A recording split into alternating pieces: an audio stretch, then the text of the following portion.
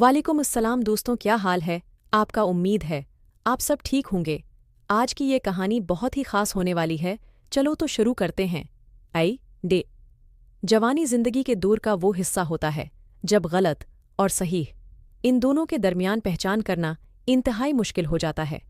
दिल गवाही देता है कि सब कुछ ठीक है, कुछ भी खिलाफ कुदरत नहीं हो रहा, मगर दिमाग बार बार ये सिग्नल दे रहा होता है कि कहीं न कहीं कुछ तो गलत ज़रूर है, कुछ तो ऐसा है जो हमारी नज़रों से ओहल है, जिसा नज़र आ रहा है हकीकत उससे कई मुख्तलिफ है। और जवानी के दौर का यही इत्तराब नौजवान नस्ल को हमा वक्त बेचैन रखता है।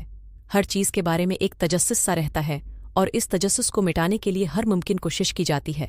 हत्ता कि तरह तरह के वसूसों से दिमाग भर जाता है, जिनको सोचते सोचते इंसानी दिमाग पागल सा होने लगता है।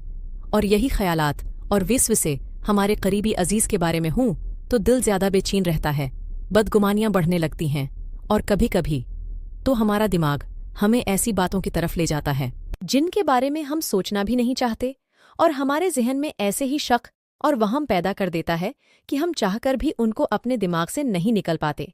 मैं ऐसे ही कलाश का शिकार था।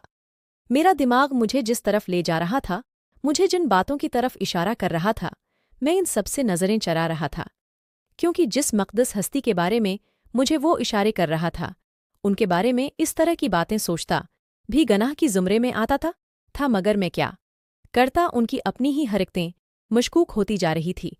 मेरे अबा की मरने के बाद कुछ अरसे तक तो मेरी माँ बहुत अदास, परेशान और हर वक्त रोती रहती थी, लेकिन जैसे ही उनकी आदत पूरी हुई थी, उनकी हरकतें कुछ अजीब सी हो गई थी। मैं जब भी कमरे से बाहर लगता या कभी अचानक से बावर्ची खाने में घुस जाता, चाचा को अक्सर उमा के साथ हंस हंस कर बातें करते देखता।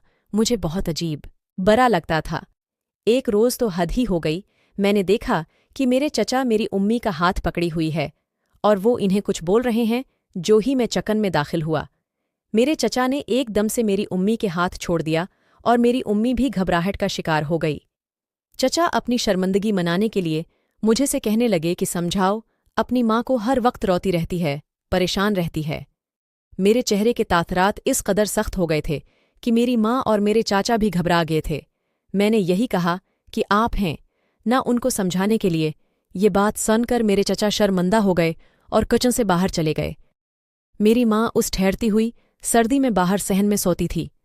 मैं इन्हें समझा था कि बाहर बहुत ज़्यादा सर्दी है, आप इंदर सोएं, लेकिन वो हर रोज़ की तरह मेरे मुंह पर इनकार मारकर बाहर ही सोने चली गई थी, और मैं हमेशा की तरह आज भी है।